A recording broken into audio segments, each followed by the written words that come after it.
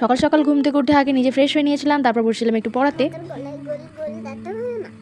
ওই পাড়ার শাশুড়িরা বৌমা চিনি না। ট্যাং ট্যাং ট্যাং জামাই জামাই এসেছে, বাবা ফ্যান খাবার ডিব্বাটা ভেঙে ফেলেছে। তারপরে পান খেয়েছি, দাঁত করেছি ছোলা। আমার বন্ধুর নাম রেখেছি মুড়ি পেটে খোলা। তারপরে আর কথা বলবো হ্যাংচার কি জানা আছে না, হ্যাংচার ফুল তোকা তোকা তোকা কানে বুঝাচ্ছি, বর্তমানে দানে এনে লুচি বেরাচ্ছি। বেশি টাকা না, বিয়ে দিয়ে দাও, কেন দৌড়াবি।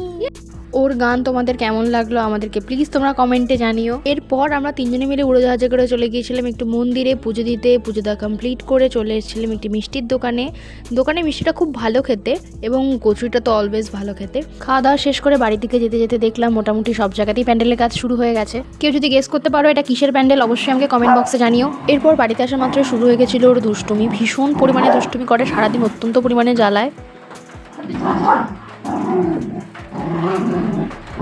আমরা আমাদের যুদ্ধ চালিয়ে যাই। দেখা হচ্ছে পরের ভিডিওতে, ততক্ষণ সবাই ভালো থেকো, সুস্থ থেকো, টাটা।